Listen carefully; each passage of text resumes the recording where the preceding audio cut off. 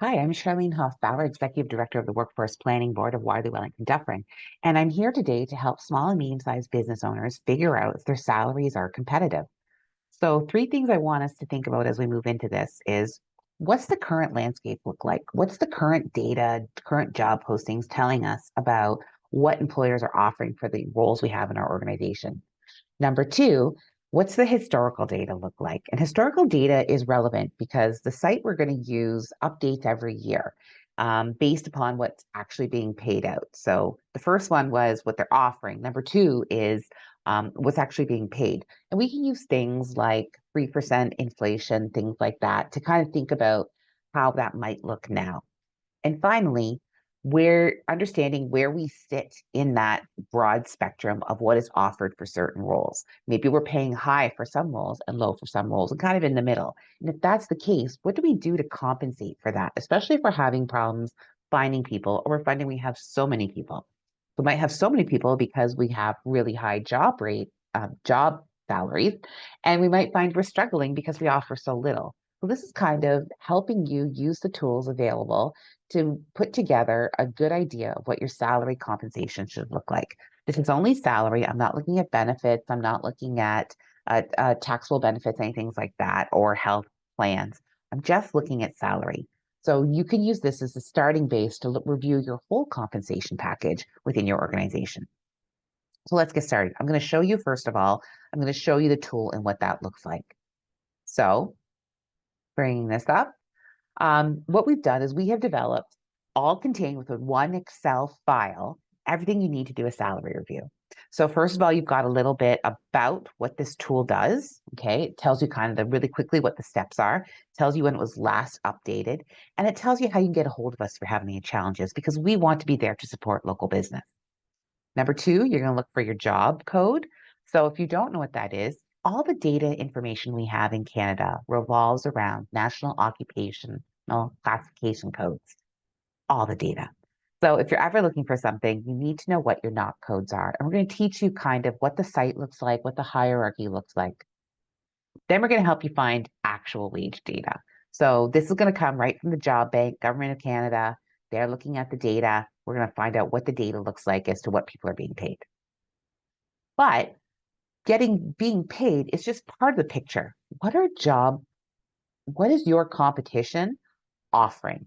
Okay, so that's where we're going to dive into a personalized tool that we have here at the Workforce Planning Board called Find Your Job. And when you do it, it's going to look like this, which looks amazing. It's easy to read. It's easy for you to take to management teams, CEOs, business owners, or if you're a business owner to review, maybe with your supervisors. And it actually says, hey, here's the job, here's the actual wage, here's the advertised wage, here's my company is paying, and you'll have a great comparison point. I do want to point out in this that you'll see some numbers like this one in red. Numbers in red mean that it's paying below minimum wage because the data collection minimum wage has changed since the data was collected. So that's why you see in this example here that it's 16.55, even though it shows at the top that minimum wage is 17.20. So those are the sort of discrepancies you got to kind of look at as an employer. So let's get started. We're going to do NOC 64409, which is other customer service and information reps. And the reason I'm doing this is because it is multi-sectoral. So lots of sectors use customer and info service reps. And it's still kind of in demand at this point. I think it's sitting in our top 10 or just outside of our top 10. So it makes a lot of sense to do this one. So let's get started. So first of all, like I said, the first thing we need to do is we need to find where is our NOC. So I want to introduce you to the NOC hierarchy and structure. So this is not industry-based. This is cross-sectoral, and these are about the occupations and the functions of the people. So a customer and info service rep is under sales and service occupation. Okay, so you'll see that it breaks down right away into what are the managerial, supervisory, and then occupations and things like that. So I know that this one is 64,440. 409. So we're going to go there. So you see that under sales and service reps and other customer and personal service occupations, it breaks it down further. So 641s, we're going to find retail. 642, we'll find personal service. 643, that's where we're going to find some of our chefs and things like that. We're looking at 644. So customer info service reps break down finance, postal service, and then everybody else. So we're going to click that 64409. We can read about it. We can actually click the unit group profile. It'll show us more in depth what's going on and where we can find things. I'm not going to go through with that because I know what this role is. Okay. So given that, we are knowing that it's 64409 and that it's other customer info service reps, we are going to go back to our spreadsheet and we are going to input that data. So here's the NOT code, 64409. We know that it's other customer and info service reps. So to give you some idea, like if I were running a manufacturing company, this might be my hotline for customer service, but it could also be a call center. So there's so much potential knowledge in this space that we have to be careful. We have to be aware that there's a broad skill set here, but that's okay because I think this is a good one to use. So, all right, we entered our information. We found our NOT code. Now we're going to go looking for actual data. Okay. So actual data comes from the job bank. I don't know if everybody knows this, but the job bank has tons of information on it, just beyond being a job bank. So we are going to go to labor market information and we're going to go to wage reports. So our job title, we knew that one. We knew that it was other customer and info service. Sorry, my apologies. Service reps, right? We know it's 64409. So even though you'll see that the pop down says customer service clerk, customer service agent, it's okay. These are just alternative titles. So if we just click one and we go search, all right. So we did not say that we want it for a specific area. We just said this is the one we're looking at. And so what we're going to get is we're going to get this wage data for everywhere. And you'll see at the bottom here, it says these wages were updated on December 3rd, 2024. So we know that the data comes from December. We're now sitting a few months afterwards. So the data is probably pretty reliable for us. But you'll see what it does is it pulls the data for economic regions. And Waterloo Wellington Dufferin is part of, we'll go to Ontario, is part of the Kitchener-Waterloo Barrie region, okay? So that's the area we're going to look at. And I should probably explain to this. You'll see three numbers, okay? The three numbers are at the top and it explains that what's the lowest that we're seeing paid? What's the median, which means if we took the high and we took the low, what's the middle point of everybody who has that role? What's the middle amount being paid, right? So if we go back down to Kitchener-Waterloo Barrie, we'll see that the lowest amount recorded is $17.20. We know that's minimum wage, okay? The median, which means the middle point of everybody who has customer and info service reps, is $21.25. And the high end recorded is $33.25. All right. So that's what we know it is. All right. You can argue with those things all you want, but that's what the government has found. And that's what the data is telling us. So we're doing this because it is so hard to find this data. So let's stop share that. Go back to our, go back to our point.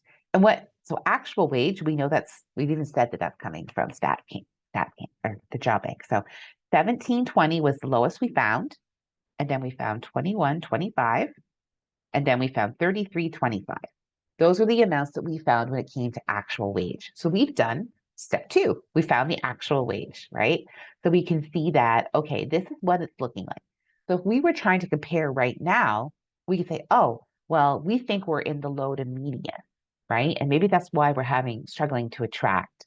So we can start to actually think about these sorts of things from an actual wage. But like I said, we want to see what that advertised wage is. Like, what are employers offering right now in real time to people who are maybe thinking about this career? So let's stop share that. And we're going to go to a tool that we developed with our colleagues across the province. We call it findyourjob.ca. And findyourjob.ca is real lifetime wage data. And that's amazing because you don't get that sometimes. So let's click over here to findyourjob.ca. My apologies. Let me go back to the first page. Findyourjob.ca has a whole bunch of tools on it. There's career portals, career calculators. You can actually sign up as an employer to get labor market information. There's a labor market insights report, but we're interested in that career library. This is where we're going to find some data.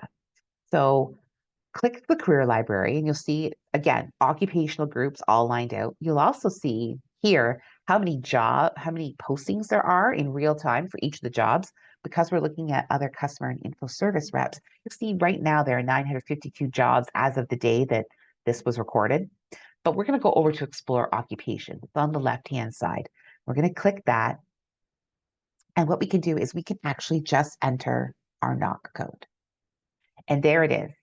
We see other customer and info service reps, 29 jobs active right now.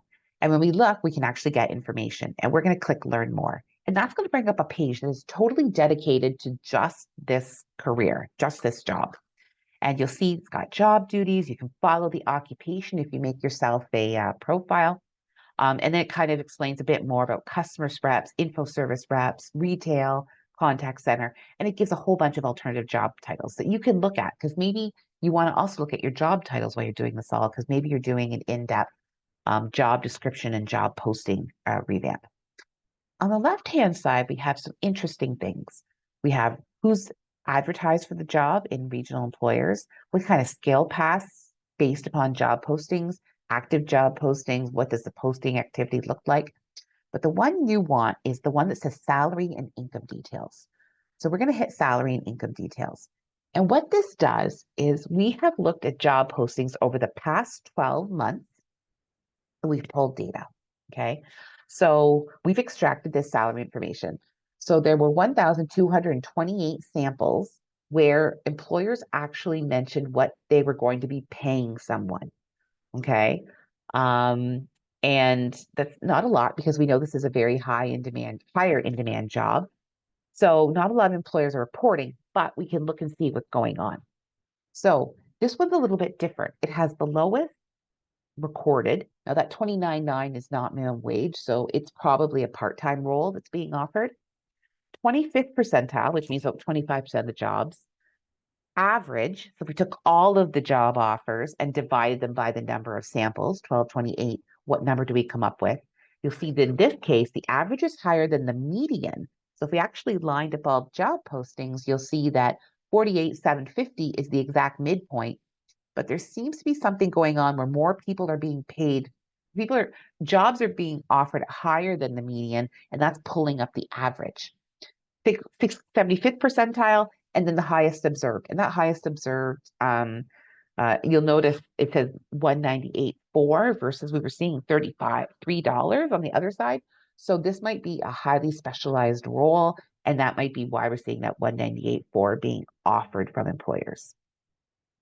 So we are going to record the lowest at 29,900. We're going to take that 25th percentile, 39,000. This might be a good idea if you have two screens to have your chart, your Excel on one screen, and then have this running in the other side. So we're seeing 53,858 for the average. We're seeing a median of 48,750, which again tells us that there's more offerings higher on the higher end than on the lower end. Or at least the money is consistently higher. Not more offering, but the higher end is pulling up the average from the median. And then the highest is 198.4. And so we've captured this data and we know that we can write that it's 1,228 samples so that we know the sample size in the past 12 months. And now we're going to enter that data into our Excel file. So we go back to our Excel file and we start recording, okay? So we record the lowest at 29,900. That will calculate an average, that will calculate an hourly rate for you. So you don't even have to worry about that, which is amazing. 39,000, which is giving us 1875. Our median is 48,750, right? We didn't need the average on this one, but it's interesting to always look at your average to see is something happening here in the offerings. So 65,000 was our 75th percentile. We didn't have the highest observed here. We kind of removed it from our equation. Always good to know of though.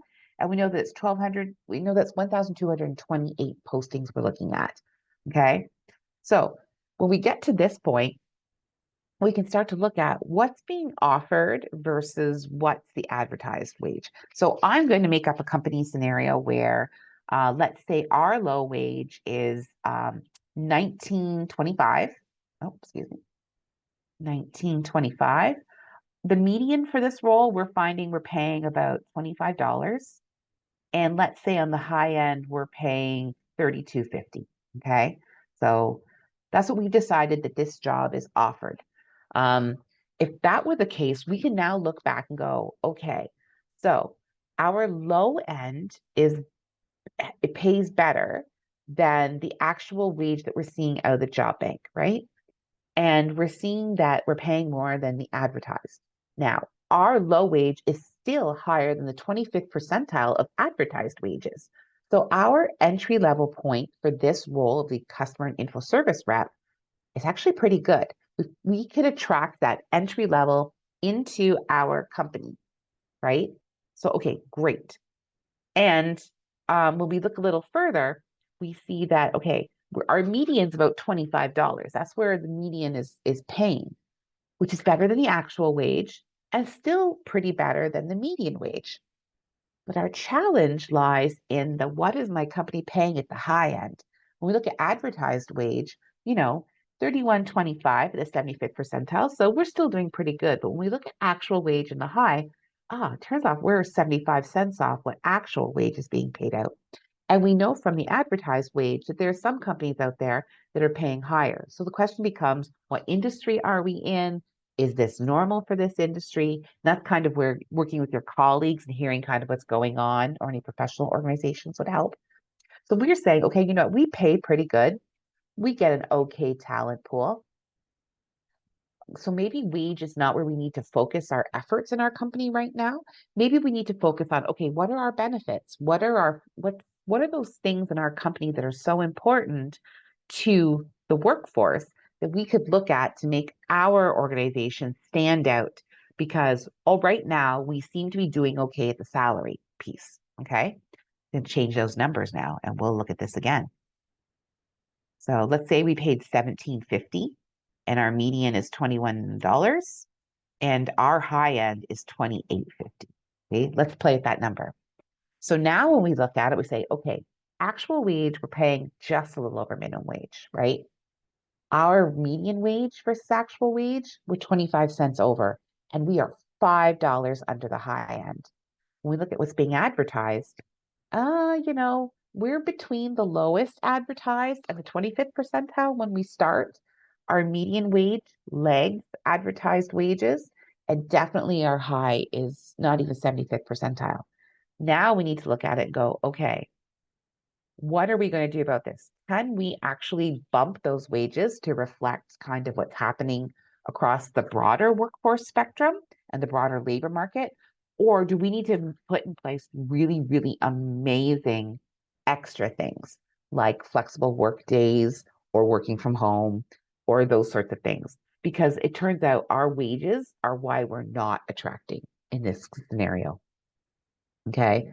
So you'll see how you adding your data and comparing it to the actual wage data and the advertised wage data could actually help you start to figure out where you need to put your efforts in as a company to ensure that you're attracting people, starting with that salary point. So this is just the starting base of it all. It's not the end base by any means. And it's that first point of information that you need. All right.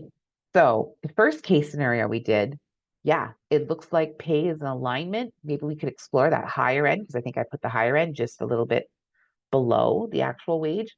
But you'll see that in this scenario, we are lagging a lot behind what other industries are paying for the same role.